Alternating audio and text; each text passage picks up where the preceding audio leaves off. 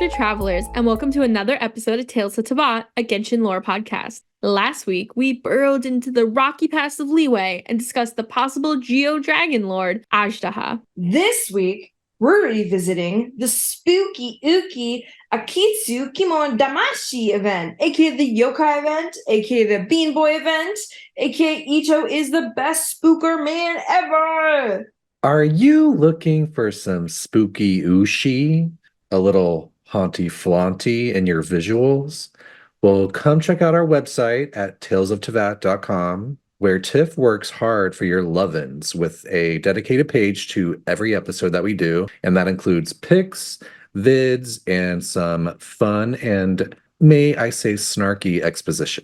While you're on our site, be sure to check out my other snarkiness in our past seasons and special episodes, artist spotlights from the community that we post with every episode, wallpapers to download, including some of the new Fontaine ones, a new resource section that we're working on, and some of our favorite Genshin merch. Let us know what you think of this episode and what you'd like to see in the future by emailing us at talesofteyvatpod@gmail.com, following us on Twitter, Tales of Teyvat, or following us on Instagram, Tales of Teyvat Pod.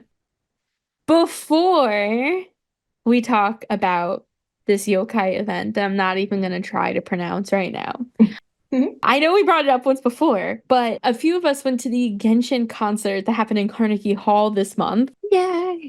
And it was amazing. And we just wanted to maybe talk about it a little bit. Yeah, the Saturday evening show. I went to the Boston show because I thought that I might not be able to go to the New York show. But as it turns out, I was able to go, and I went with, of course, Feeny and Tiff. Also in attendance was friend of the pod and occasional guest host, Vanessa. Woo! We had a great time. Yeah, it was so cool to hear the music that you love hearing in the game performed like that. But like, obviously they're professional musicians. They're like top tier in their field. But occasionally I was like, am I listening to a recording? Because this is so, like, it was spot on. Like, It was so good. Yeah, it was amazing. It was everything you could have hoped for from the concert. We didn't have nearly as much cosplay as we anticipated after Brandon went to Boston, but we talked afterwards and think it might be because people didn't want to take the subway in cosplay. It was also very cold. Yeah, the wind was not our fan. Yeah, everybody would have lost their wigs. I mean, that would have been fun. I think though the cosplay that we did see was really good. Yeah, it was excellent. Was really awesome. If you were Shingsho at the Saturday night New York concert, like, please DM us. You had the best cosplay I think I've ever seen in my life in person. Like, it was amazing. It really was. I ran into like a beautifully dressed like Greek goddess version of Yae Miko in the bathroom, and I was like, "You're beautiful," and I was like, "Oh God, am I creepy?" Creep all you want. Yes, let's go. You also yelled to somebody as we were walking to our seats, "I love your venti hat." Yeah, I just like you can't stop it. The first time I went to Comic-Con with my friend, she was ignoring me, but like in a positive way. I would just be like, "Oh my God, look, it's Venti. Oh my God, look, it's Almeida. Oh my God, look." And I'd be screaming. And she's like, "This is how Amanda is."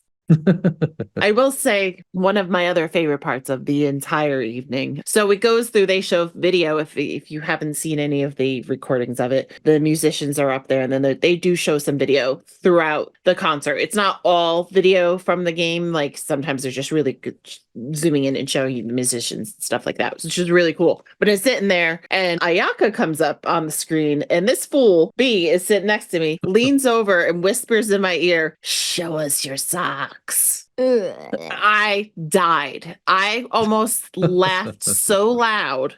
And then like they show her knees and he's like, "It's coming." It was Getting so closer. funny. It was so funny. I was like pulling some singles out of my wallet. No. Yeah. Show us the wet socks. Show us those socks. Al, I feel bad that you weren't there, but you literally live like on the opposite side of the country. I literally It's live not the over opposite side of 15 the country. miles away. Not the opposite, so it's definitely literally not the opposite. It's the opposite. We're north, she's south. That's an opposite. I'm All right, sorry. I see what you're saying. But yeah, I think of the sides as like East Coast, West Coast. Yeah, because you guys have never thought of the Canadian border versus the Mexico border. Well, Florida Opposites. does not border Mexico. The Gulf of wow. Mexico. The Gulf of Mexico. Yeah, she's on the opposite side of the East Coast from us. Yeah, North Florida, let it go. I don't fucking know. Go Jags. They suck. Just like the Hey, Lions don't do. Trevor Lawrence that way. I will all I want. This concert was actually so cool that hopefully they will do more of them, because like this, it stopped at Inazuma. Like they added in at the end, you could see like a couple Sumeru and then like Fontaine as like an encore, but it was focused heavily on our first three nations. So we're really hoping that they're going to do another one that's going to include the newer pieces and stuff. But Al, we should try and figure that out, because Yeah, at some point. There are some good halls down here in the South, whether it be Atlanta or like the St. Augustine Amphitheater. Like there's plenty of things we can figure out. I found this with most things because I was hoping that one of my favorite comedians named Josh Johnson, and yes, the farthest south he will go is Virginia. And I'm like, no, I want to see you live. if anybody has though gone to, if they were in the New York concert, or if you went to the concert in any other city or country, let us know what you thought, because we were very excited, and the commemorative ticket that we got is fantastic. It was a lot of fun, and in addition to Vanessa, we even had a couple other friends. Our friend Maury and her husband Royal came up. So it's always a good excuse to like get together and hang out and have fun with your Genshin friends. I did want to just throw out two quick things. One, I have a very proud, humble brag that all three of my favorite characters popped up during this concert. Albedo and Child both had their own segments, and Tighnari was one of the only 3 Sumeru characters featured. I just want to throw that out there. Very proud of that. And his daughter was another And one. Kale, and they did them back to back, which was so cute. Because they were developed back to back. Yeah. Kale was developed way before Tighnari, as much as I don't want to say that. In game, though. In game. But the other thing, obviously, my favorite part was the Dragon Spine segment that they did. It was so beautiful. But they did create some new imagery. Not all new imagery, which was my one complaint about the concert. But, they showed a lot in footage during Dragon Spine that popped a lot of questions into Amanda's head lore-wise. Apparently Albedo is a canonic lefty. He painted with his left hand. I have never noticed that before. Lefty pride. And he also paints like a dumbass, though. Like, he's painting with his left hand, he's got his right hand totally behind his back, like someone's holding him hostage. What a show off. No, that's probably some trauma from Gold. Oh, right. She was like, do this with your left hand only. He probably was a righty at birth. It probably just helps him focus. I don't know. 2, there was the most wholesome moment. It was the closest I think I got to tears, besides one other part, where it was just Albedo and one of the foxes that lives on Dragon Spine, and it was so precious. 3, they show Albedo at the Sky Nail prior to us releasing it, which means that Albedo knew that the Sky Nail, I'm taking this all at canon level, guys, that means that he knew that the Sky Nail was there, and he's searching for the truth of the world, and we know that the truth of the world has to do something with those nails. And the ley lines. But yeah, the concert was beautiful. I second every sentiment that Brandon and Tiff have made, and Al about getting another concert series going and maybe going down by her. Yes. Give us Senora's theme next time. Yes. Please. I will be so erect in my seat. I will In more be ways than frozen one. and burning. I will jism everywhere. Well, before there's any jism anywhere, let's actually Oh jump my God. What else said it first? I did. I claim that. That was a me. That was my fault. Well, we could talk about the concert all day, I'm sure, and all night. So let's move back into this yokai event. So, oh my God. This Many. Into, you mean for the first time. Let's get into it. Let's jump into the yokai event. So for those of you who may not know, the yokai event was a limited time event that ran in December of 22 into January of 23. It started right after Wanderer was released. I looked that up because I was like, I wonder if Itto was released then. And I was like, no, that's what? No, Amanda, that's impossible. But I looked it up anyway. This was an event that was held by the Yashiro Commission. For those who might need a quick refresher, the Yashiro Commission is 1/3 of the Tri-Commission in Inazuma, and they're all the people that regulate the government and rule Inazuma. The Yashiro Commission specifically is in charge of like cultural events, festivals, the arts, things like that, and it's managed by the Kamisato family, aka Ayato and Ayaka, because everyone else is dead. Yeah. Everybody Toma. else. Don't forget dead. Toma. Toma was adopted in, but yeah, everyone else is dead. And basically, this is an event that was Ayato's idea. He decides that they're going to hold an event called the Test of Courage in Inazuma. And he's basically says that he was inspired after looking at similar events being held in other nations across Teyvat to have this event and do something similar to what they've been doing.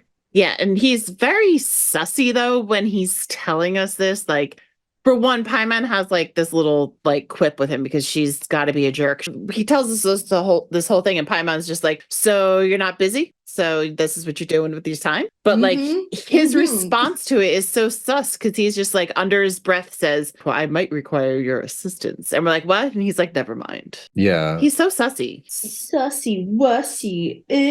Always. At all times. The amount of people we see at this event, though, I kind of think it makes a little more sense when we realize who's here. Well, let's not talk about that yet. Not yet, not yet. But he alludes to us too, though, that we might get frightened. Which is that like a test of courage thing that normally happens, or is that because it's in Chinju Forest? Well, so yeah, let's talk about the event setup. So the event is set up in Chinju Forest, which is sort of that like spooky area south to southwest of the Kamisato estate. Is that fair to say? Where you find Child and Yoimiya when Child and Yoimiya were randomly there one day. During a different event. During a different event, yeah.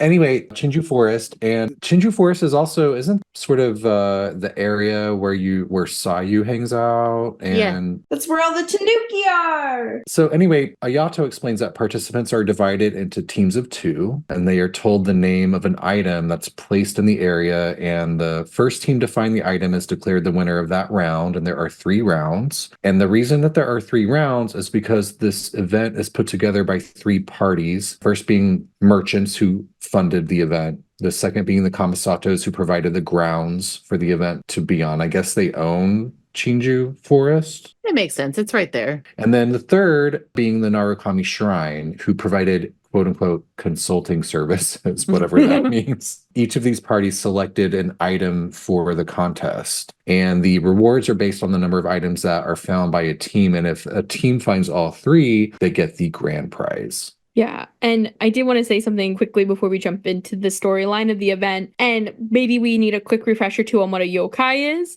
but Tiff, you had said, like, why are things going to scare us? Or Brandon, you said it. It's funny because this is very similar to the event that happens in Shang-Yun's hangout. Like, when they announced that this event was going to be happening, I thought Shang-Yun was going to show up in Inazuma. They mentioned it in Shang-Yun's hangout. What? When? Well, fun fact... Test of Courage is the name of a quest within Shang-Yun's hangout. Oh. Yeah, do you guys remember his hangout? Which I didn't know that was the name of it, but I don't remember that. With the spooky ghost girl. Yeah, in his hangout, one of the things you do is you go and you enter a contest to try to, like, find ghosts, but you find out that it's all, like, fake, and that there's actors, like, jumping out and everything. It's a full haunted house. Mm-hmm. And, like, Shang-Yun is so disappointed. He's like, I was gonna test my abilities. That's right, because we see a bunch of people getting really scared too, right? So it makes me wonder if Ayato was in Leeway at all, you know? He's everywhere. He is everywhere at this point. And then before we jump too far into the storyline of the event, can we go over quickly what a yokai is? Because we've alluded that yokai are going to be involved in this. Yes. Absolutely. You mean, by alluded, you mean like the name of this episode? Maybe. So yokai is a specific class of supernatural entity that we find in Japan, very reminiscent to Japanese culture. And of course, Inazuma is our stand-in for Japan, and a lot of the folklore of Japan we're going to see in Inazuma. And so yokai is kind of classified as supernatural entities and spirits in Japanese folklore, and they can be like dubious and like, you know, mischievous or really helpful. It depends. It really depends. Some are very animalistic. So we think of kitsune, which are like Yae Miko with the nine-tailed foxes. So you have animal-like ones. You've got the onis, who are more like a mythical beastie boys. And then you have ones that we'll go into that are umbrellas or toilets or fucking paddles. and we'll get into why those are specifically like that. Nice Star Rail shout out, by the way. The toilets. Jeez. But they're akin to the illuminated beasts of Liyue. Yes. So when you think of like the Adepti, the Yaksha, all those little funny guys, this is like the Inazuma version of them. Yeah, I would say though, like the Adeptal beasts or the illuminated beasts are, I guess, more highly regarded, while yokai are just considered like an adjacent part of everything else in the world. Like these just happen to be creatures that we coincide and live with. The humans may not know about us, but we do exist. And they're kind of on that similar playing field. While illuminated beasts, I would say, because like Cloud Retainer, Mountain Chip, Mooncarver are all kind of like elevated to like a divine level in a way, while yokai maybe not so much. But yeah, so many categories of yokai.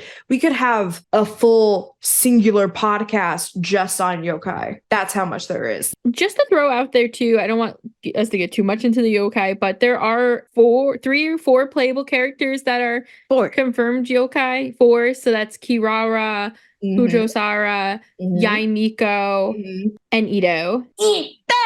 Wait, what about Goro? He's not confirmed. No, Okay. not confirmed. He's just same thing like Diona, where Diona's like a half cat. He's just a half dog. Oh, right. Okay. That whole other species of people that they haven't like dived into. I want to know, man. You'd think they would make him one just because he's from Inazuma. Yeah. And it's possible that he could be. It's just not like officially confirmed. Right, yeah. Because he's a Shiba Inu. Yes.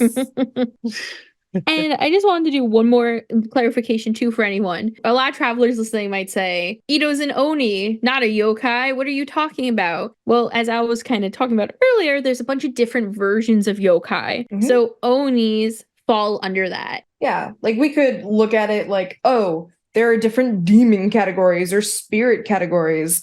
Going back to Phasmophobia, you got many different types of spirits going on. Triggered.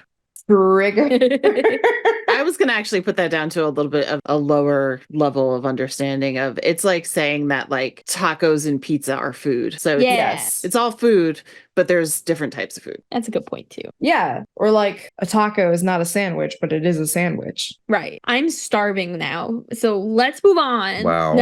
Man, now I'm hungry. It's not fair. But so we have this conversation with Ayato and we enter the event. The best is we enter the event and we find out that we don't count as 2 people. We do not. Paimon is an attachment of us. So you have to have 2 people. So we need a partner because Paimon doesn't count. Although they kind of like try and say it in a nice way. They're like, they wrote your names down as 1. So you're just 1. And it's like, It's because she's a fucking lavender melon. You can't enter a contest with you and your lavender melon. Speaking of lavender melon, we do run into Itto on our way to enter this contest. And he's like, yeah, I wanted the whole gang to like join, this test of courage. And they just were kind of like nonplussed. And he's like kind of bummed about it. Now he like wants to scare them.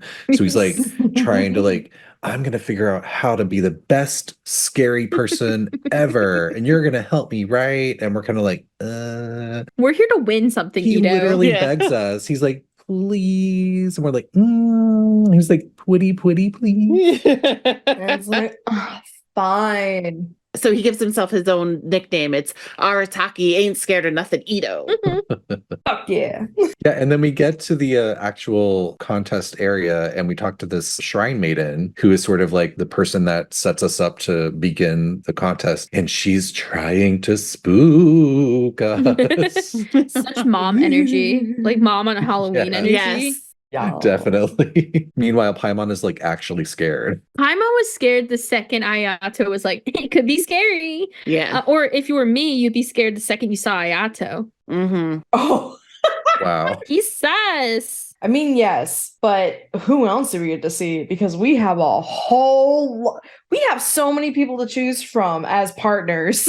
Yeah, it was a nice like little selection they gave you. Yeah, once we find out that we and Paimon count as one person, the spooky shrine maiden tells us that we need a partner because it has to be, 2 people. So she's like, maybe you could just look around and find someone else. And conveniently, there are just 3 people sitting around doing nothing. Staring out into the forest. Yes. So convenient. But they show us in that scene Goro, Ayaka, and Haizu's not shown there. It's Goro, Ayaka, and Kazuha. So, no, actually, that's a good point. So when we're talking with Itto, he's like, help me, please help me learn how to scare people. Paimon's kind of reluctantly like, all right, but like, don't get in the way of us winning our prize. And he's like, and so we like go off with Itto, and then the camera sort of pans over and we see Heizo nearby eavesdropping on us. And it's like, And this is like right after he was released. And we all were like, what are you doing here? Yeah. Being sexy and whispering in people's ears. Just looking all seductive. Like B said, your first 3 options were Ayaka, Goro, Kazuha. We all played the event. Who did you choose? I chose Kazuha. I chose Kazuha. I didn't play the event. You didn't play the event? No, I was playing during the event, but something else was going on at the time, and I don't remember what. And I don't know if it was something that was going on in my life or in the game that I was at, but I didn't play it. So I also did not get the creepy ass weapon that you got at the end of this. The umbrella sword, right? It's a sword? Yes, it is a sword. Yeah. It is really good on Cookie. And it's really creepy. It is. We'll talk about it because I have a whole thing. It's actually a yokai. We are holding an actual yokai.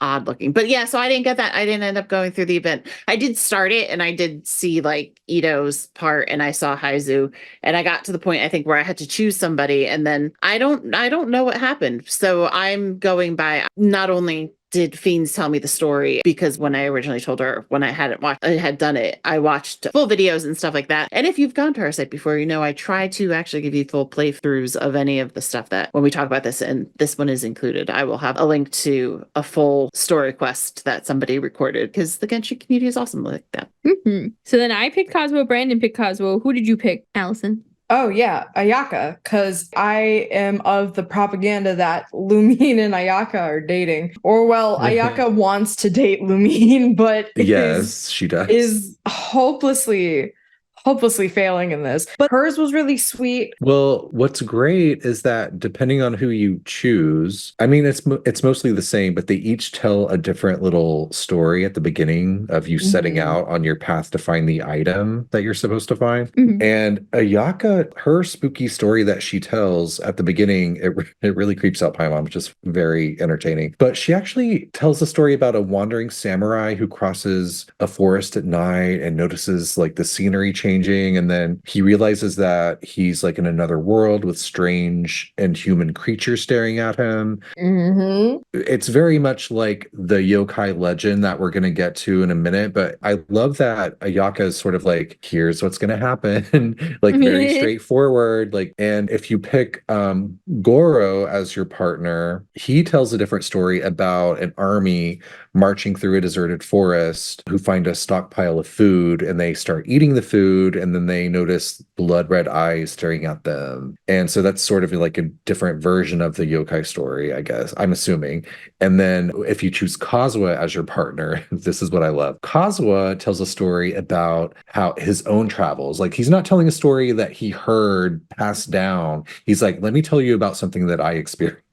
He's like, I'm a wanderer. I travel around. And he came to a bridge, and he had been told, I guess, by locals wherever he was, that an ominous presence awaited those who crossed the bridge at night. And it was said that there was a pair of lovebirds who tragically fell into the water below and died, and their spirits converged around the bridge and were never dispersed. And so he was like, okay, interesting. Let me try this. I hate it. So he crosses the bridge at night, and then he hears voices, and he stops to listen, and he realizes that it was this couple disguised as ghosts who would blackmail passersby for their belongings. And he overhears them like arguing over how they're going to split the money that they got from these suckers who were scared of ghosts. That was a kink for them. You know, I'm such a bird nerd, though, that when you said lovebirds, I literally thought that there were birds that fell into the water. Like literal birds. Yeah, I was like, yokai oh, cute little lovebirds. lovebirds. And then I realized it was people. I was like, oh. And it's so funny because the other two, like Ayaka and Goro, as you're going through this trail to find the item, they encounter like people that are working for the commission that are like, ooh, spooky, haunted. And like we have our own run-ins with them with the other two. And like Paimon's like, oh my God, I'm so scared. And everyone is sort of like, run. And when it's Kazuha, there's like someone being like, oh, horror, awful. And Kazuha runs towards the person. He's like, we need to help them. Kazuha, no, that's how they get you. Like, he's not scared at all. He's just like, oh, I ran towards them to help them. And Paimon's like, what are you doing? Paimon's like, this is how you die. Yeah. But either way, whoever you choose, you eventually find the item at the end, and it's dango milk. Gross. It's like a shit ton of dango milk, though. That should be expired. It's like boxes on boxes on boxes. And like, that has been sitting out unrefrigerated this entire time. Disgusting. That thing is fucking curdled. Disgusted. But it's like hidden behind like a scarecrow that's been like shot with arrows. Yeah, it's like a scarecrow laying down, and then as you get closer to it, there's like, I guess you trigger some kind of thing and it like pops up as if it's guarding the milk. You it's, need like, the guarding of the milk. The guarding of the milk. It's meant to scare everyone, and of course Paimon is like, oh my God, it's guarding the milk, don't touch the milk. And Traveler is like the one that's kind of like, all right, it's just trying to scare us, everyone calm down. Yeah, and like, but like Paimon's solution to trying to carry this much dango milk is to drink it. Yes, which they do. Yeah. So they found some random milk out in the forest, and they're like, let's drink it. Delicious. Yeah. So we bring the dango milk back, but don't we get distracted? Is it on the way or afterwards? I believe it's on the way when we run into Ei. Is that what you're alluding to? Yeah, I think it's on the way. I think it's when we've already claimed our prize. Yeah, no, it's like when after we've had the dango milk and decide what to do with it and we're about to leave, you see Ei walk up and the like behind whoever our partner is and just sort of like walk to the side and then turn away and like look out over like a cliffside or something. And if you're partnered with Ayaka, she's like, let's go back. And you're like, wait, I see someone. She's like, all right, hang out with your friend. I'm off. And Goro basically does the same thing. But then Kazuha knows who it is and says, I see. So she is at the test of courage too. To avoid any unnecessary complications, I prefer not to meet with her. You may pass on my regards, and then walks away. Meanwhile, we're all like, fight.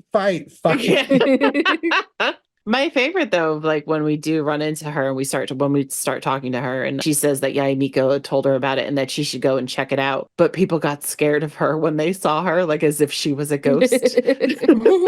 So, but which was part of Yae Miko's plan was, go down there and go scare those people just by being yourself. I took it as they were scared of her because of the Raiden Shogun puppet. I'd shit myself like if she I saw might her. kill you at any minute. I like to think of it though that they were kind of in between. Yeah. Well, she basically. Yeah, I mean, just the look of her, they were like, gotta go. And then A says, "You drank all my dango milk." Now you must die.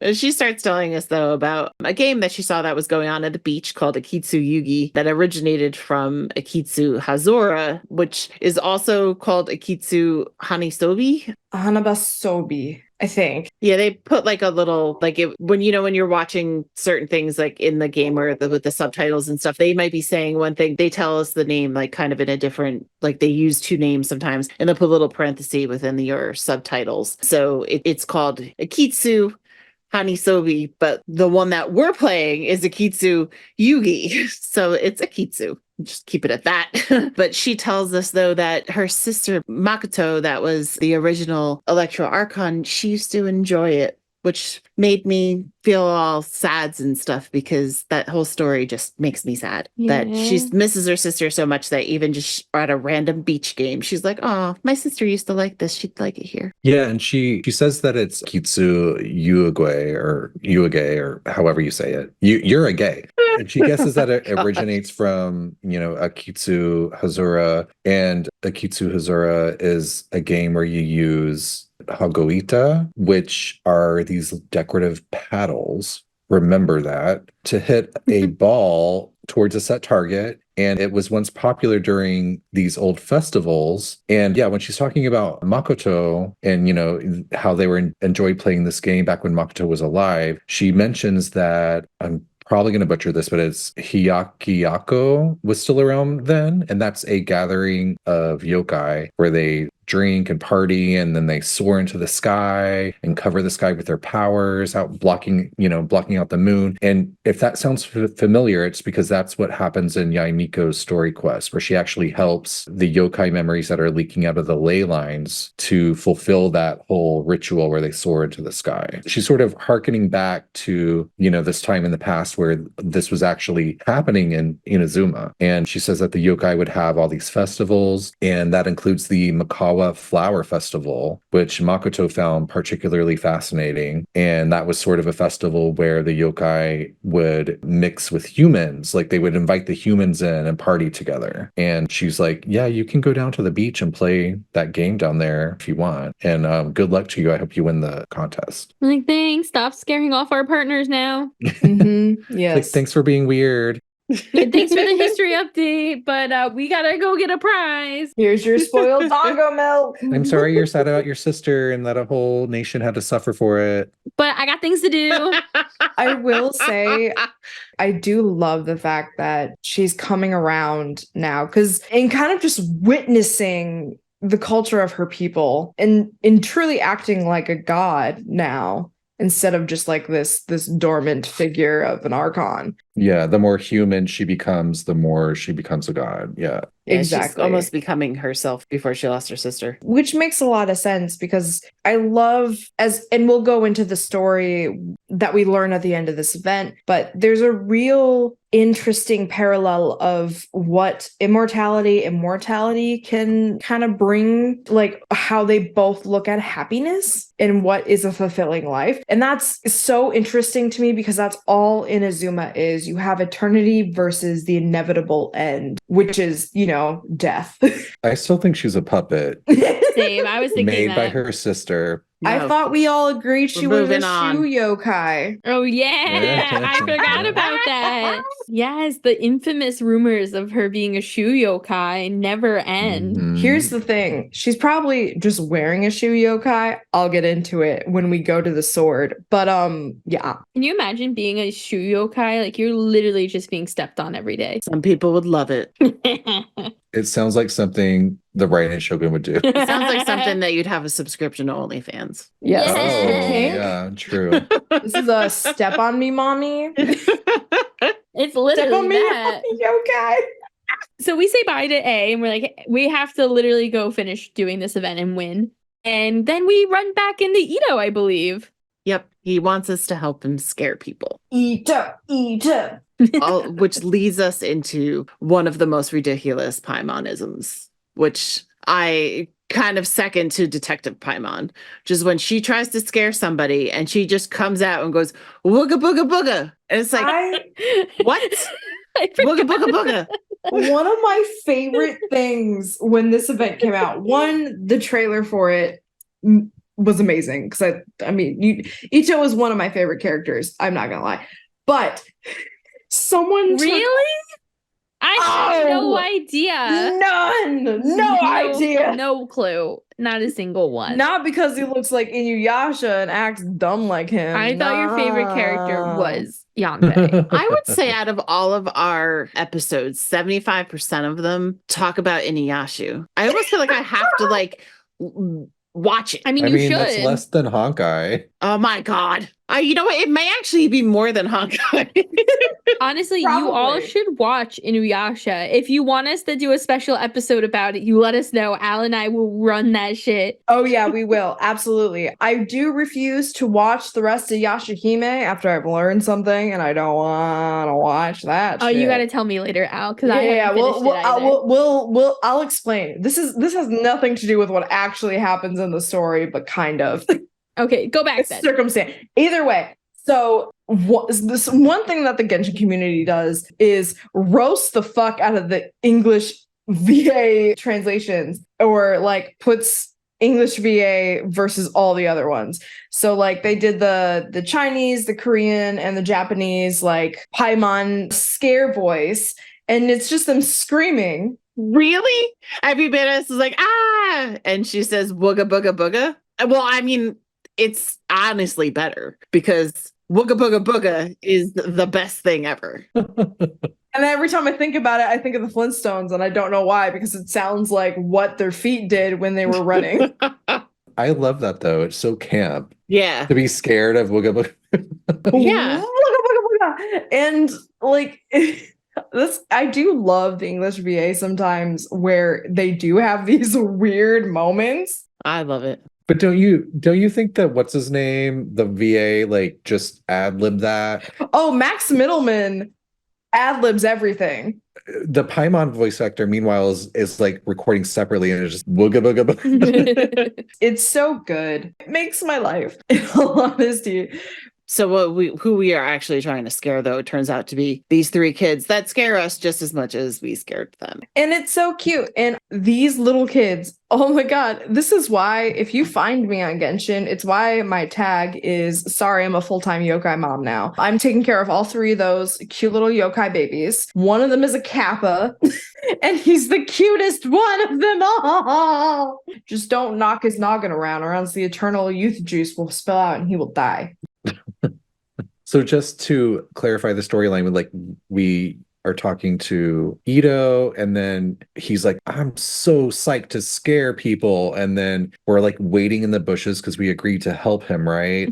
The things we do for him. We hear a noise, like people coming, and he's like, let's do this. He like jumps out and he's like, boo. And then there are three children, question mark, with masks, question mark. So that's kind of Yeah. the thing that we don't really know. It's kind of ambiguous. It just looks like kids with masks Yeah, they on. just look like three kids with masks, as if they're just. Yes. And Paimon's like, ghosts. And then the children are like, ghosts. Yeah. And then we all run away from each other. Yep. I think for a story sense, though, they're supposed to be actual yokai children. For the story ends up. Yeah, we get to that, I think, when we meet them later. But they really do just look like they're in masks. And you can see the little masks, but like the strings Yes. behind their fucking heads. So that's why when playing this, it was so fucking confusing. I'm like, wait a minute. These are human kids. Yeah. But no, Apparently not. Like I was waiting for like the twist or something the whole time. I was like, but these are kids with masks. Yeah, these are human beings with It masks never on. happened. Yeah. Or I was waiting for like a reveal where they take the mask off and that's like the same thing underneath. Yeah. Reveal yourself. Yeah. That would have actually been really funny. Oh my god. Got me thinking of like walk that fucking duck and there's just a little cat coming It's a duck. out. A little duck Oh, yokai. hello. So after we freak out and scream and everyone goes running, Itto's really confused. He's like, these people weren't here before. I don't know who they are. They then go looking for these children that we've scared half to death. Now we're children hunting. Great. Yeah. Sounds like Jesus Christ, no. What's great about this part is that like we all run away from each other, right? And then we calm down, we're talking, and Itto's like, you know what? I checked out this whole area when I was like hiding in the bushes waiting to scare everyone during, round one. And I know that these kids weren't a part of this test of courage, but they seem to be very good at scaring people. So I'm going to go capture them and learn their art of scaring. And so he like runs back, and then Paimon, she's like, wait, you're going to leave? And he's like, well, you can stay here and Traveler and I can go and investigate. And Paimon's like, okay, that sounds great. And then Traveler's like, wait, isn't it more dangerous to stay here by yourself?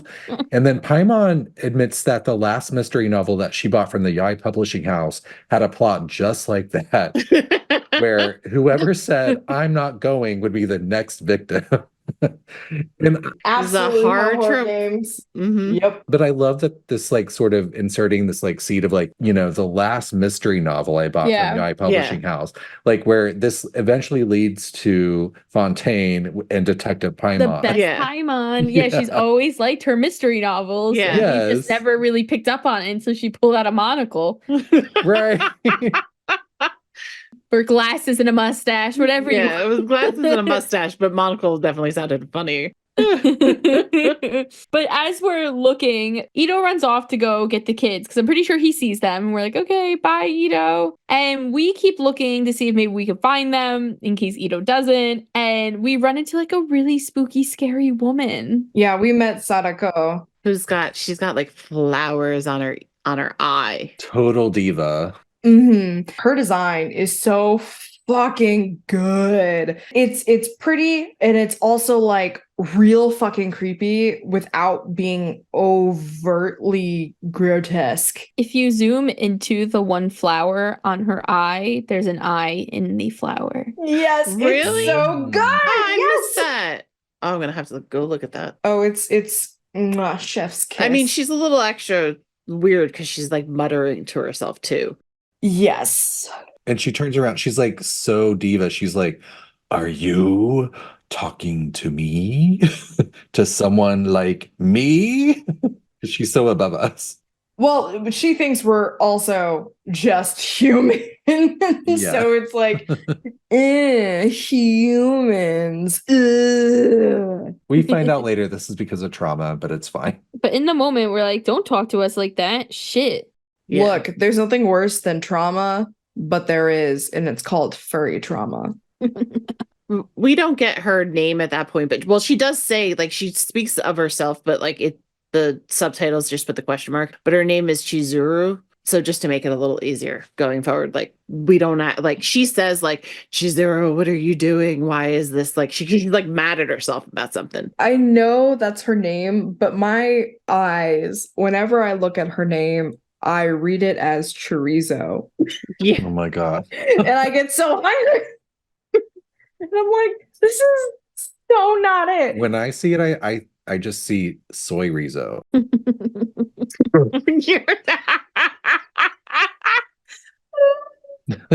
the vegan version of it. Damn. Oh, that got me. Because it like took a moment and I was like, what? Soy? I'm like, oh, it's the vegetarian version of chorizo. Soy rizo's delicious. It also would kill Itto. Well, two birds. Oh no. Do this to my one and only. At this point, though, we pass out, don't we? Like, we're just like all of a sudden, it's like there's smoke and just we're out. Yeah. She's like, get out of here or you'll be trapped here forever. And then it's like energy swirls around her. And then we smell weird flowers and pass out. Don't we get awoken by the little kids? No. By Hazo. Oh, yeah, that's right. Okay. Hazo has been stalking around the festival grounds. He was just waiting for the moment to whisper in our ear. He's also read too many detective books. He doesn't need to. He's a detective. Well, he is a detective, so Yes. let's be fair. Nah. He's reading. You're like, no. Reading is fundamental. But yeah, so he wakes us up. And of course, as he's trying to like calmly wake us up, Paimon's like, oh my God, oh my God, oh my God, what is happening? She's freaking out. And when we finally come to, Hazu says that no one else was there. He's really not sure what happened to us. But then he's also like very like skeptical. He's like, there's more. We're like, okay, what does that mean? And he starts to tell us about this thing that happened down at the beach and how they're trying to keep it kind of hush-hush right now because they don't want people to know about it. But there's been like a game created down at the beach, which is like an old game that people haven't played in years. Right, which is the game that A was mentioning earlier. Right. And he's concerned about it. He doesn't know what's going on. He says it seems like people can operate it, but doesn't know how or why, and they don't know how it popped up. So it's funny because he says that this game, quietly appeared among visitors and tourists with no attendance to operate or explain it, and that people can operate the game themselves just by talking to the bulletin board, which I thought was funny because it's like you walk up to the bulletin board in game and sort of talk to it, but like the people in the game are literally talking to the bulletin board to start the game. The bulletin board is, in fact, a yokai, and I will prove this. I have this. Once we get to it, I'm going on a full tangent on this, and be afraid because you're going to be licked by a toilet yokai. Going to be full bidet. Wait, once we get to what? Don't worry about it. You'll find out. All right. So Hazo explains that that he's on a commission. That's why he's there, to look into this beach game that just appeared out of nowhere with no attendant. And Paimon is like, oh my God, could it be run by ghosts? And Hazo's like, well, that's the rumor. And it started spreading like wildfire. And it scared everyone away from the beach for a while. But then he says that the Tenryo Commission, aka the Popo and Inazuma, wanted to close the beach to investigate the rumors. But before they could do that, the Yashiro Commission played their trump card and set up the Test of Courage event and sort of took over the area. And so people that were originally scared by the beach game, they started thinking that this was just a preview event planned by the Yashiro Commission. And so they started coming back. Which it's not. Right. And Hazo says that he's confident that the game never had anything to do with the Yashiro Commission. And Paimon's like, well, Ayato is one of the smartest people we know. So what the hell was he thinking in setting this up around, this thing? Well, gee, I wonder, Paimon. Hazo's commission, it turns out, regards these reports of someone who played the game and was trapped on the beach for hours, who would return to the same spot whenever he tried to leave, and whose friends were like feet away from him on the beach but could not see him while he was like trapped in this like weird little, I don't know, domain thing. Terrifying. Yeah. So Hazo is trying to figure out who set up the game and why did the Yashiro Commission try to cover it up. Which eventually seems like Yae Miko might have been whispering in their ear a little bit too. I mean, yeah. And you mean the Yashiro Commissions? Yeah, it feels like Yae Miko definitely was, in Ayato's ear and kind of making requests for herself even. Absolutely. So goes to round 2 at this point? Yes. Yeah, we run back to the Shrine Maiden, who's still trying to scare us. We go into round 2. Who did y'all pick? Duh. Baby Sai? Toma, my husband. Oh. Yeah, I also picked Toma. I thought you chose your daughter. Bros before children. Wow. Chose before chose? I don't know. I'm going to mark that down. I chose Baby Sayu because I was like, we're in the land of the Tanuki. She's not a Tanuki. I remember it being really hard for me to choose which one. I'm having flashbacks. Our You Sayu should. episode. She's not a Tanuki. But yeah, so the Shrine Maiden, who's, still trying to be spooky, she like lets us know that, she basically just tries to scare us away again, like in a mom way. And then we start round 2, but we have to pick another partner. So we have to choose between Yoimiya, Sayu, and Toma. There's not too much variation of consequence between those 3 when you actually do round 2. Yoimiya said that she was in round 1, but arrived early, so we didn't see her because she's a go-getter. Sayu said, like, we wake her up, first of all, when we talk to her. But she mentions that a big bull-headed beast, which is Ushi, jumped out at her in round 1. So she hid behind a tree, which is funny because during round 1, when you're playing, like, you have Itto sort of running around in the bushes trying to scare us. And he throws Ushi out to scare us. So, like, Sayu, like, experienced that too. And she's like, some big bull-headed beast jumped out at me. It was just Ushi. Option 3 was Toma, and Toma, he becomes aware that someone's following him during round 1. And so he chases after them, which is, of course, Itto. So you have Toma chasing Itto through the forest, but he says that they got away. And then Paimon kind of figures that out. She's like, well, maybe they weren't trying to cause trouble. They were just trying to, scare people. And Toma says, coming all the way to the test of courage to scare people. Well, the world is full of all kinds of weirdos. What a read. What a fucking read. Which is like, this is before the Iridori festival, right? No, I think this is after. It's after? Sure. Okay. Yeah. That's really funny then. Because like they kind of had like a bromance thing going on during the Iridori festival, if I remember right. Yes, definitely. And well, it was because Toma gave Itto a drink made out of beans by accident, not knowing that he had Quote an allergy. unquote accident. And no, Toma was panicking. He was like, oh my god, I almost killed him. Oh my, and they're Toma like, knew I what think he you did. killed our boss. Toma knew. I love Toma, but I think he plays the dumb guy. Oh, absolutely. Yeah, but not in this situation. You're like, no, he really didn't try to murder somebody. He didn't try to kill Itto. Unless he's trying to get him away from Ayato. We don't know. Do you think that Toma is Ayato's assassin? It's possible. We've talked about that before, I think. Oh. The boots on the ground. He does it via poison. He's like, I made you this. Yeah. Try this hot pot. With a cake in it.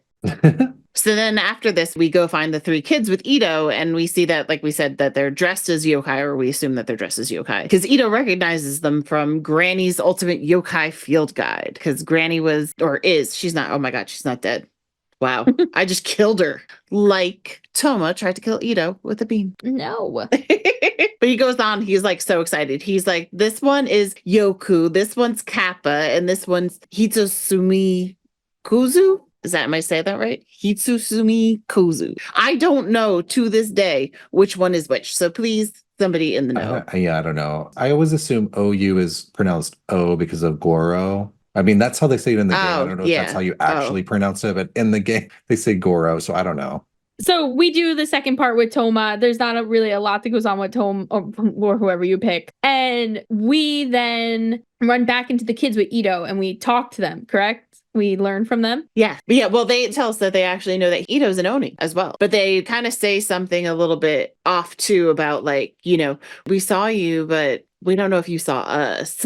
Because like they're kind of like mysterious. And they end up telling us that they set up the game on the beach and that they were trying to hold the flower festival. So they have good intentions, these little kids. But because they're young yokai, they don't have as much power. So they couldn't finish setting up the festival. Like they got as far as like making this game, and then that ate up all their yokai isms. Yeah. They're living in the wilderness and they're trying to throw a festival in the vein of the Mikawa Flower Festival that we talked about before, which was where, the yokai would invite humans. And this was like back in the day when Makoto was still alive that they would do this. They're trying to do this specifically to sort of emulate Mikawa Flower Festival because that was the one where yokai would invite humans. And they're doing this to show their appreciation to humans because they're sort of diminished in number hanging out in Chinju Forest. And there are monsters in the wilderness that will attack them. And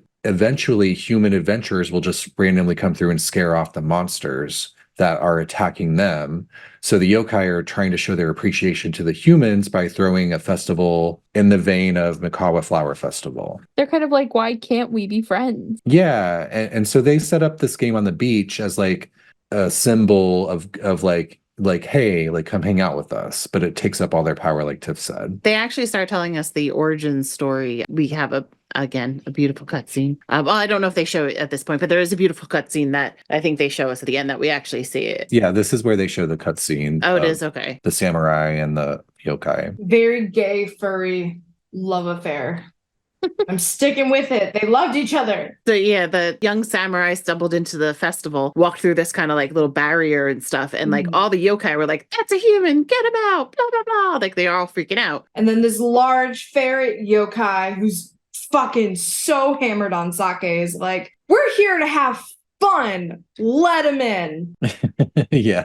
And that was amazing because I mean, all the furries of the Genshin community were suddenly like, "Excuse me, hello, I feel recognized. Hello, my new love interest. Oh my god, he's got pecs, he fights, and he's an alcoholic. My love." And they start, like they're talking and he's talking about like how, I'm like this modern samurai. I want to, be the best that ever was, full Ash Ketchum style. And then they play a game of Honey a Sobai or Sobi or Sobai. Did you say honey, I'm so bi? Honey, I'm so bi. That's probably why they played it, because they're gay.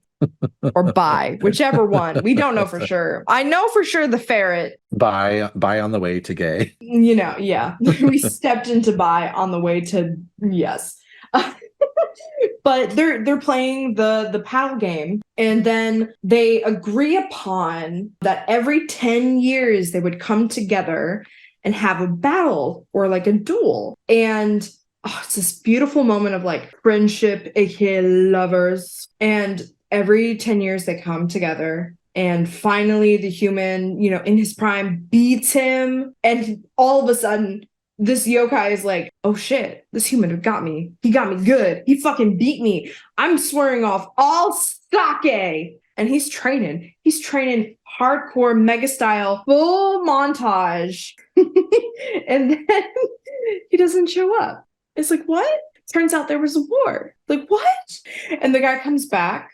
And he's older, and he comes back again in the next decade, and he's like, "Look, I'm here to actually say goodbye. I'm like 65 years old now." And the yokai is like, "No, you can't die. Yeah, we're friends. We're BFFs." Exactly. Like we have been the best of friends. We meet once every 10 years, but it's like we just saw each other the other day. It's been amazing, and we should have another duel. And the human's like, I think my battling days are over, but I'll play a game with you again. And the human is so tired that he can't really do it. He gets very winded. And the yokai, like in the cutscene, when the yokai realizes that the human's at war, he's like, "Oh, what's another 10 years? Nothing, like 10 years is nothing for a yokai."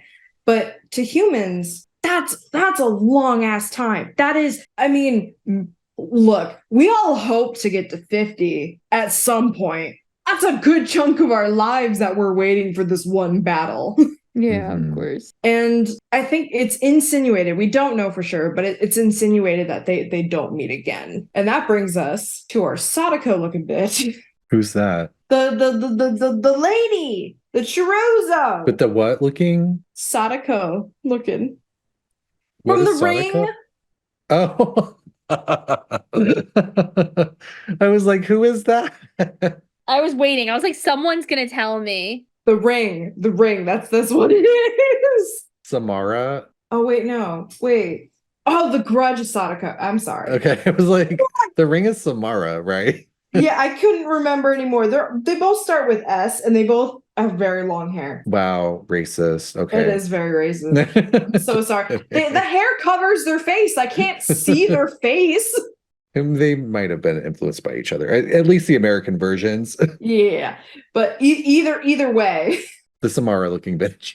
Yes, it comes back to her because I think she's a ghost. Yeah, like the kids are telling us the story and stuff like that. And they mentioned specifically that Ayato ran across them, but they didn't think he saw them, which I think that means that he saw them. Oh yeah, he totally saw them. Yeah. Yeah, definitely. And Itto's like, hey, you're one of us. You're yokai. I'll go show you around. Let me show you to my friends, because Itto is the nicest person in this game. Especially to kids. Yeah. He's like, he Yeah. accepted them and was just like, yeah, all right, let's go. But then we run into Chorizo again. Soy And we Rizo. actually, Soyrizo. We actually play a game with her on the beach, play the game on the beach with her. And we're amazed how good she is. And she wins, obviously. We tell her that she gets to have a wish for winning. Like, she can make a wish to us for winning. And she wishes that we never meet again, because Damn. that's not Yeah. dramatic. Like, how fucking rude. She says that if we see her, she's going to steal our souls. She's so scary. But she was having fun playing the game. She was totally into it. And then she was like, never mind. And she starts to like glow in the dark. Or no, she glows dark, not glow in the dark. Yeah, she gets hella fucking mad. She's like, you made me feel. It's like, no, get out of here. Every Genshin player's like, I identify. It's like, what? Like, ma'am, hello? Who are you? Like, why are you doing this? Yeah, and we're like, okay, I'm just gonna go hang out with my friends again. And we see like everybody's like hanging out with the yokai kids, and like they're all like super excited to like be meeting them and stuff like that. Like Itto's introduced them. Goru's talking to the little green-faced kid, and It sounds like they're hitting on Goru. oh my goodness. Here I know, was like, I don't like Goru. So I was just like, oh, but that was so nice. Like he like, you know, like when little kids have crushes on like the older Yeah. person they can kind of identify with. Did y'all like having a crush on your babysitter? Yeah, exactly. Or a teacher. Did y'all notice that before we became friends with the 3 yokai kids, before we knew what they were, Paimon refers to them as rascals.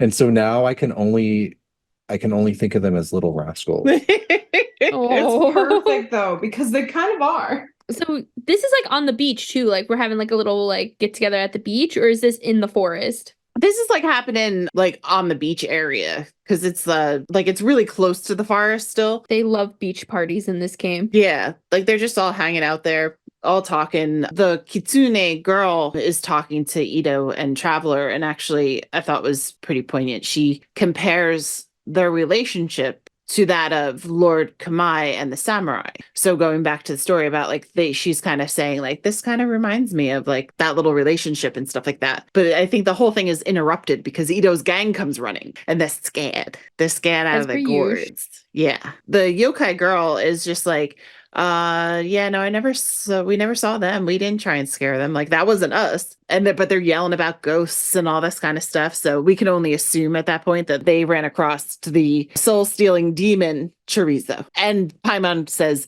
it's gotta be because that bitch is a ghost. That bitch be cray. But then we find out she's something else. Yeah. So we kind of calm down the Itto gang. Mind you, Cookie's not there because she's too level-headed for this shit. So we go to start round 3 and we find out the Shrine Maiden is missing. She's just not there. Mom, no. Oh, spooky mom. Spooky mom. So we're like, what's up with this? So we obviously assume that there's something going on there and not just that she just got tired and moved on.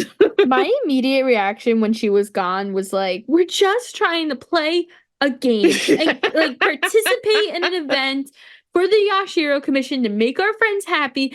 First, we're dealing with this crazy demon lady. Now we got these 3 like lost kids who have no parents who are like being adopted by Itto. And now this lady's missing. Like, well, we've passed out. I just want to win. I just want to play a game. Beans was totally, fuck them kids. I was like, you guys are cute and all, but Itto can handle you. Yeah. I just want to win my game. And now we got our mother is missing. Like, But luckily Haizu is with us and we start to look for ghosts. It's like it's Feeny at a wedding shower. Yeah. I'm like, I just want to scratch Like, y'all this kids, thing I'm gonna win a off. game. Give me the toilet paper. I will make the dress. My favorite bridal shower game. Luckily, Heizo's though with us, and we start to look for clues on the ghost to see what's going on. And, so we're obviously just walking around Chinju Forest at this point, and Heizu is able to deduce by the fact that we come across this cloth that there's some kind of stage performance going on here, that this ghost that Paimon is petrified of is actually using props to scare people, and that cloth being one of the things. But kind of is like, something's up here, like this isn't just like somebody's trying to pull your leg or pull your wing. If it's Paimon, she doesn't have wings. She just floats. Pull her crown off. Yeah. Her little baby diaper. So he kind of figures the whole thing out and tells us, and then goes like, we go back to like the little group, and we tell them, or they're in the forest, we tell them what's going on and what we think is happening. We head on over to the beach at that point to kind of confront Chorizo, like, hey, why are you gonna scare us and stuff? Why are you such a bitch? But Heizu's like, in that old timey like detective thing, like, ha ha ha, I found you out. You're a yokai. The gig is up. We're all like, what? Yeah. You figured this all out by a cloth? We literally doubt him for a moment. We're like, you sure about that? Yeah. It comes out of nowhere. So he talks about how she left her yokai body and became human. And her body must be at the beach because that's where she has more power. And it gets weaker as she goes out. So she had to rely on props like that cloth and some fake smoke and stuff like that, which is also what made us pass out. Is she like poisoned us for a moment, I guess. Wild. Chloroformed everybody. Yeah, she chloroformed. Where it was like, smell the poppies. It's like, no. What? Oh, it's a Wizard of Oz reference. No. Which is a drug reference. Yes, which is the drug reference. That part of the Wizard of Oz is a drug reference. Totally. It's completely. It's a great acid trip. So he's like, he calls her, like, he's like, should I call you Hagitsu Spirit or Tsukigami? And she's just like, darn it, you figured me out. I've made this very much like an episode of Scooby-Doo. Damn kids, they figured me out. Though. It's literally Scooby-Doo. And she's like, well, you can call me Taniyuta Chiruzu. She's like, that's the name I go by now. Chizuru. just call her Chorizo. It's Chorizo. Yeah. She says, you can call me Chorizo now. That's the name I go by because I'm delicious. And I'm like, I'll say soy rizo, thank you. I'm like, can I call you Chili's?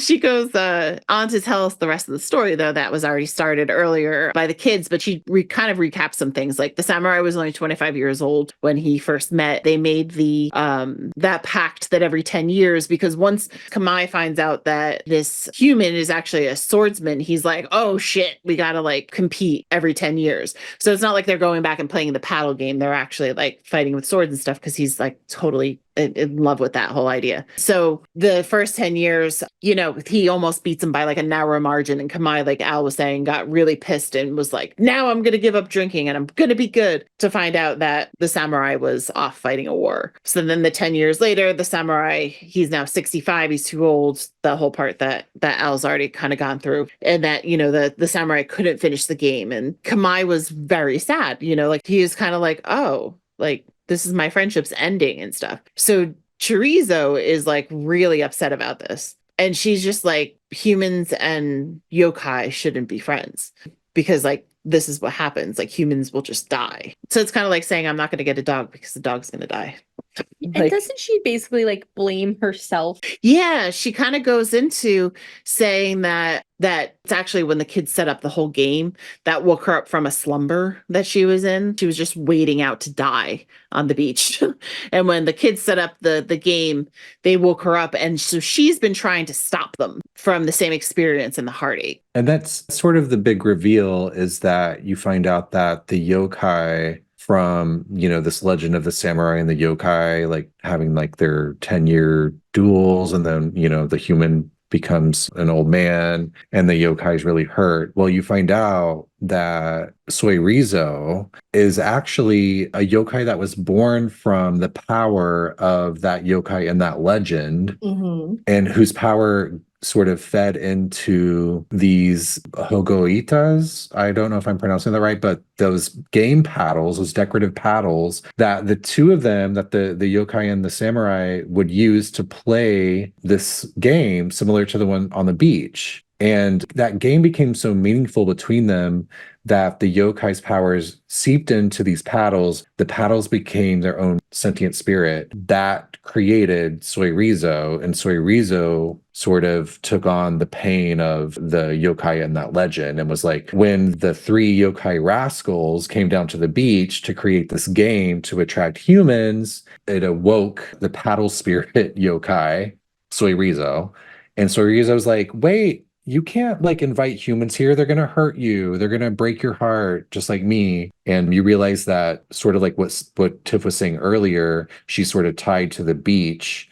And that's because she has sort of jumped out of those paddles and created her own human form. But you find out that those paddles have been like rotting on the beach for a long time. They're kind of like close to the end of their existence without breaking apart. Now, this is where the weird part of yokai and the weird shit that I know about weird cool yokai come in. And we'll get to this as well with the sword that we end up. But basically, Chorizo here, Sukum Ogami type yokai, which, you know, as Bees and Tiff have explained, a soul basically encompasses an inanimate object, becomes a yokai. But the sad thing is, because she was just a paddle, she didn't see the rest of the story. So Yae Miko shows up on the beach at this point and is just like, yay, you figured it all out and you won the game and wow you. Yeah, after Heizo is like, I have deduced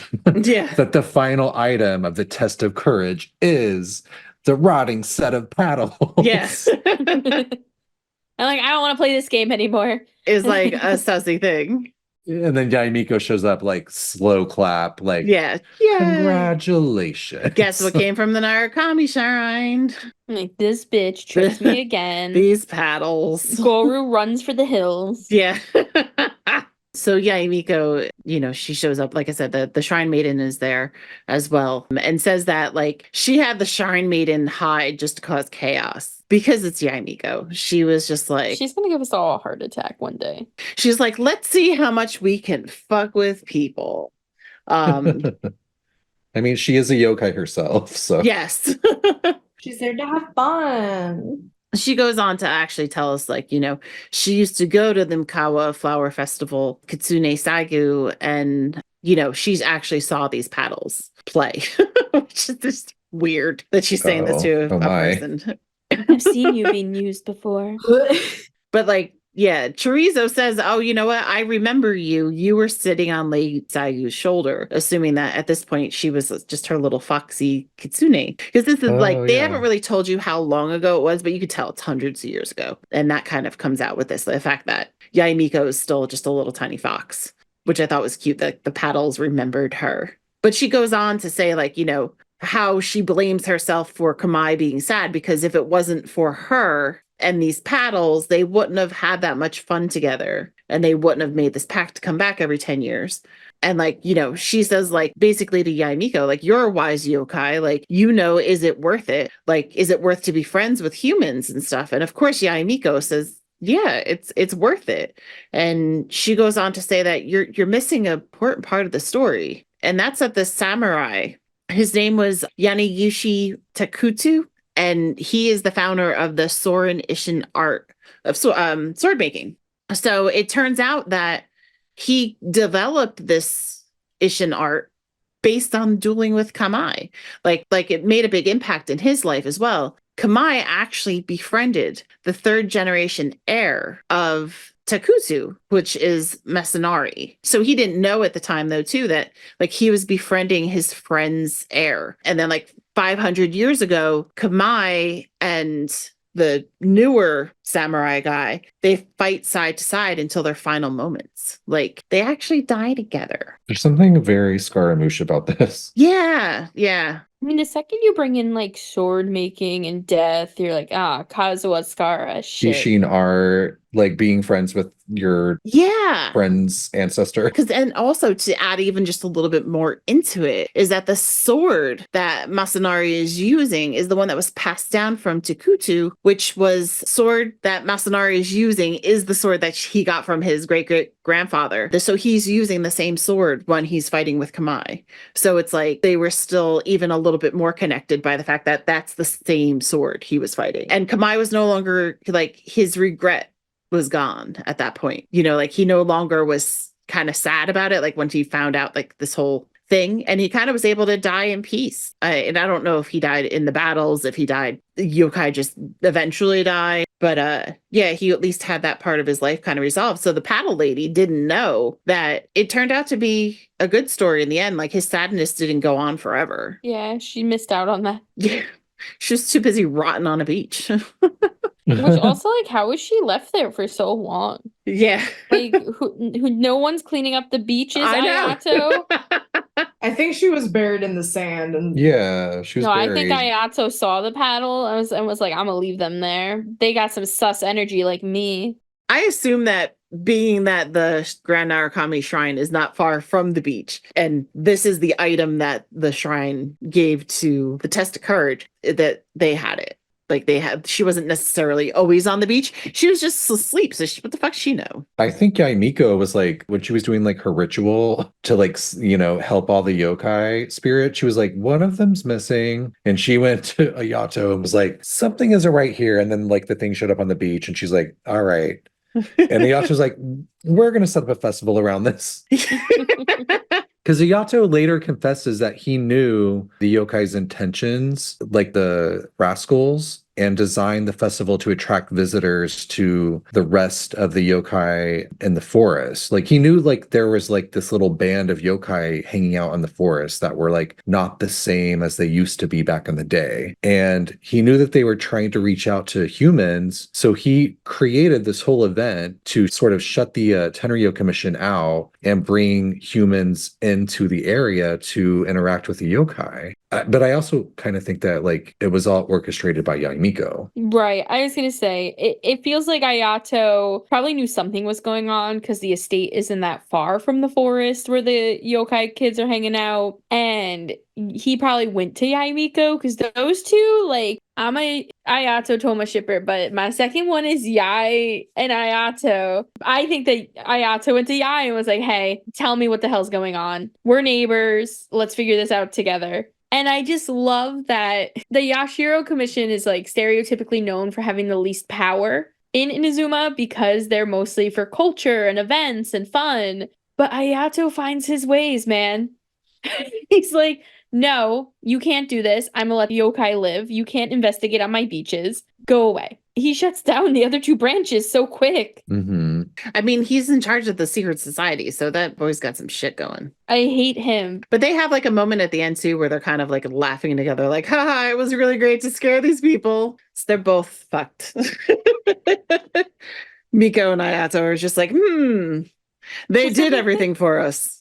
Without knowing. Because we have another party at the beach after this. Yeah. Itto uses his yokai-ness because apparently that's the only way to put on this flower festival. And he is quite fucking proud of himself. He like applauds himself that he was able to do this. And everybody enjoys the festival. And I believe we mentioned this during our Yae publishing episode. Itto's hanging out with Goru, us, and Paimon is saying how he got this big fish and he sent in a letter to Miss Hina about how he caught this big ass fish. And Goru's like, oh, that's kind of funny. I do stuff with that paper as well. And I also got a message about somebody and a big ass fish. Mm-hmm. You kind of see us like, don't let them figure it out. Don't let them figure it out. And like it zooms into Itto and he's just like, somebody else is as good as fishing as me. Like, oh, thank God. That's what he figures out by that. Not that it's the same letter. That dumb boy, I love him so much. But also, let's just say for a minute too, Goru, what the heck? Yeah, You're a general. Yeah, general of an army can't figure out he's Miss Hina. I got news for you, Goru, because I bet Kokomi knows. He's busy. He has troops to help. Not anymore. The war's over. No, there is still a lot of regional dispute. Yes, thank you. I was like, it's not really international, but yeah, interregional. If Yeah. he's over here at this Test of Courage event, he's got time. I mean, we also got a detectifying ghosts, so people got some time. As Paimon said very early on, you bored? You busy? You're not busy? This is what you're doing with your time? One other interaction that I actually would like to just point out too is because we go around and talk to everybody, and Ayaka is enjoying some ramen and hot pot with Sayu, and we say like, oh, you really are loving this and stuff, and she's like, yeah, I don't get to eat a lot of ramen and hot pot because the foods like this have a lot of oil and salt. And I was like, this bitch is on a diet in Genshin. She's not allowed to eat anything unhealthy. Yeah, I was like, that's the only way that she could fit into this little outfit. And her brother's probably like, no hot pot for you. No hot pot. You can't have that. There's a lot of oil and salt. And I was just like, You think her brother controls her diet? Yes, I totally do. He's a pageant brother, right? Oh no. I totally do. Because or it's just been ingrained in her like every other woman in this entire world that you have to be on a diet all the time. But guess where that comes from? Men. Patriarchy. I more so took it as that she is like kind of a samurai and that she might be keeping up with a like battle-esque diet. Yeah, like a training diet. I mean, I will say, when I had a lot of sodium, I blew up like a fucking balloon. I was just thinking that like Toma would probably give her other foods, but in the same thing though, but they secretly pig out on hot pot together. Yeah, but that's because Toma's getting poisoned by Ayato every 5 minutes.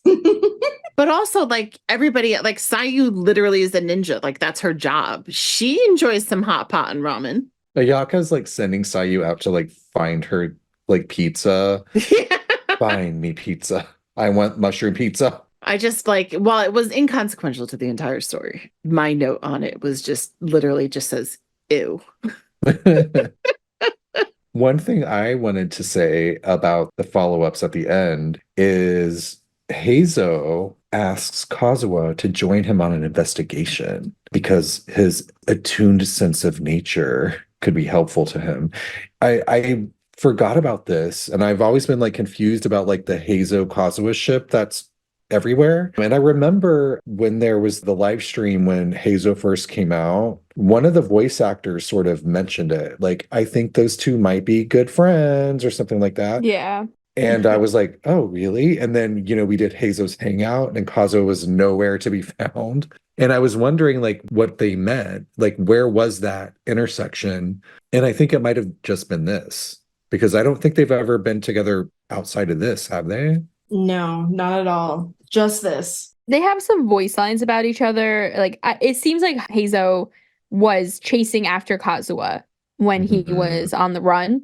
And so I think there's kind of this appreciation for one another. They're like, you might have been chasing me down, but I think you're cool. And you might have been running from the law, but I also think you're cool. We should get to know each other. You gave me quite a challenge. Yeah. And I think really they like know that. They'd work together well. Yeah. And I also think it's worth noting that Suerizo, at the end of the day, after her conversation with Yae Miko, she did come around and like ended up sort of being nice at the end and was like wishing us well. So And then she died. yeah, well, Well, shit happens. These things happen. she was at peace. She was like finally able to like disperse. She was no longer rotting on the beach.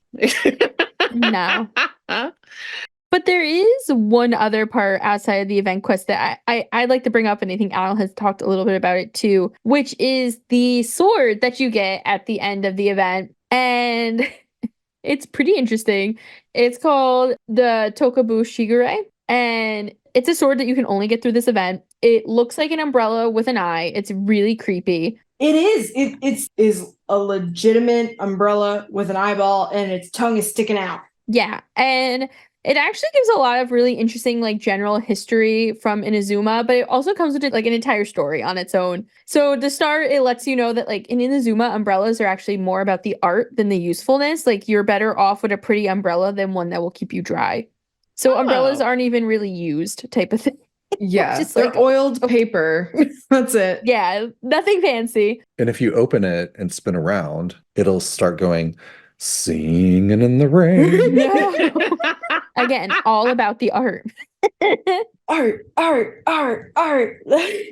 A very long story short, you find out that this umbrella was owned by a very beautiful woman who got really drunk on like some special oni wine, and she started dancing and people just really admired her. And later on, this woman was drafted or something, and she ended up going to war, and she died at war. And the people who followed her and believed in her, they took this umbrella and they donated it to a local shrine. And years later, a woman who is from a martial arts family shows up. She's praying at the shrine. She sees this umbrella and she's like, oh my God, I need it. That's going to be mine. Again, because they're pretty. So she buys the umbrella. She goes out. It's like a rainy day. She's all excited to open this umbrella. And before she can even use it, she gets word that her husband has died in war. And she decides, it says, to join him basically in the other world. So I'm assuming she kills herself. And then because of this, her family considered the umbrella a total curse. They want nothing to do with it. They returned it to the shrine where they asked for it to be sealed away.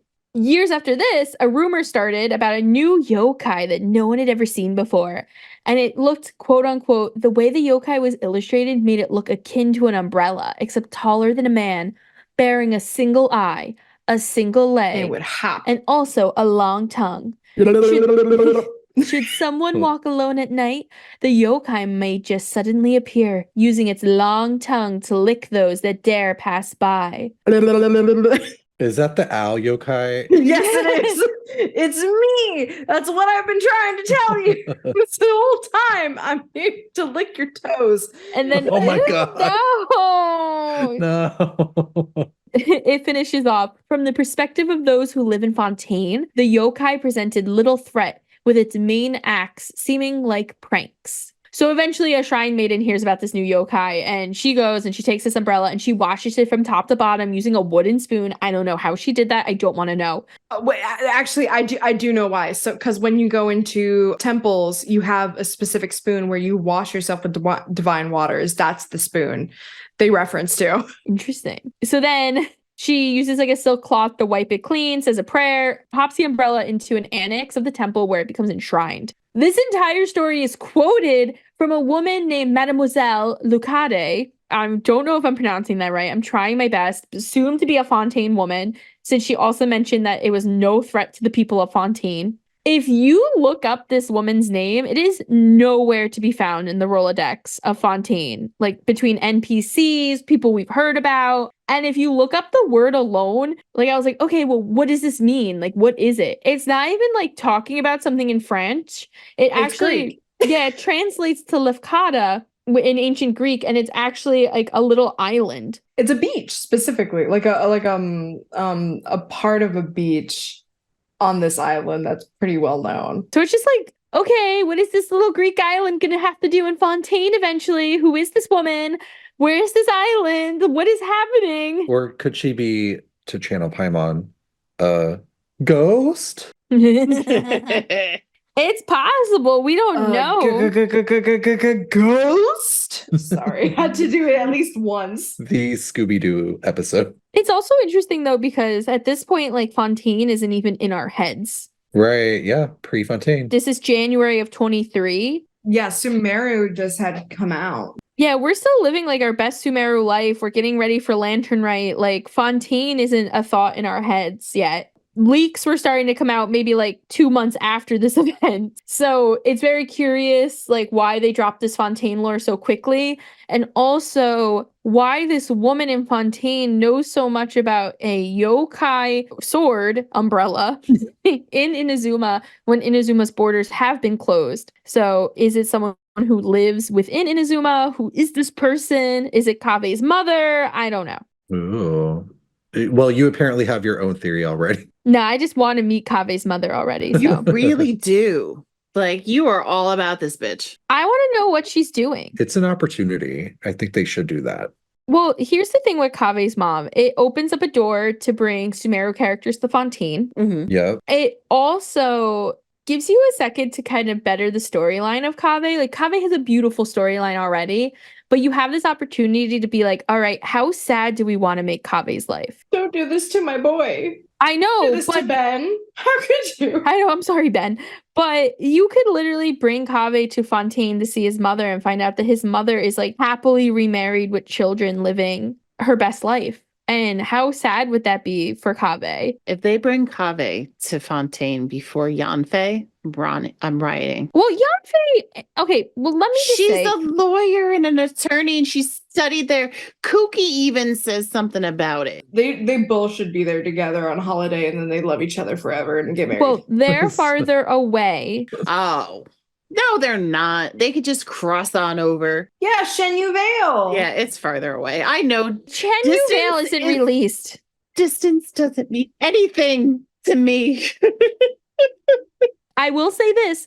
At one of the Fontaine, so over the summer, this summer, they did a bunch of Fontaine like museum exhibits across the world. And in one of the exhibits, they actually showed some official art of Sumeru characters like taking boats and going to Fontaine. I know Tighnari and Sino were one of them. I don't know if this official art is canon or not, but it does leave something to be suggested. Like, are they going to be bringing these characters in? Yeah, I mean, it would make sense too, just by the fact that they've done that with other nations and stuff. Like we've seen, even with like Sumeru characters going to Mondstadt, and I guess even like Carrara was there too, right? Or Charlotte. Charlotte was there from Fontaine, and we've seen, yeah. But we saw like, you know, our Mondstadt characters go to Inazuma and kind of having that cross-regional type thing, which is really cool. And it would be neat if they did more of it. I mean, I understand like in the main story, it kind of would be difficult, but events and these little like mini games and things like that would be perfect opportunities to have little side things. Yeah, absolutely. And give the people what they want with the characters they like too. And the people what they want is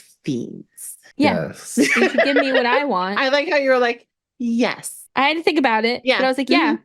That's what I want. I just don't understand why they're not calling me. I mean, I have this like perfect OC for them. Like, I don't get it. You're a wealth. But I will say, I recently had a dream that they announced a new character in Genshin, and it looked like eerily similar to my OC. And then like her storyline was like the same, and I was like, are you kidding me?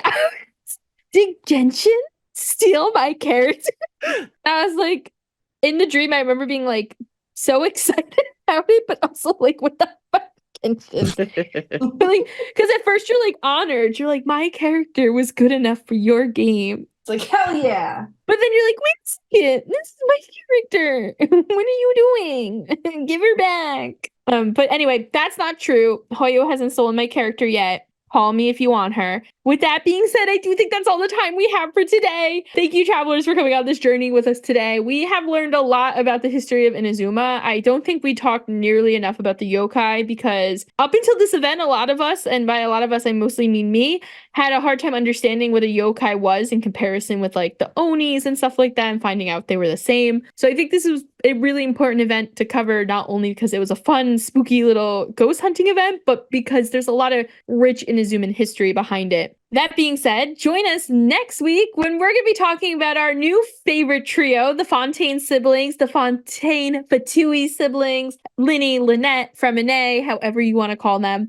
The down bad bro and his two sidekicks. The corny ass magician and his helper and his depressed brother. Lenny wants to get into the traveler's pants so fucking bad. I cannot. He's flirting at every chance. And we will talk more about that next week. Until then, travelers, safe journeys. We'll see you next time. Bye, Tengu nerds. I would be a Kutsune. Yeah. Oh, Yeah, that's true. I'm an Oni, bitch.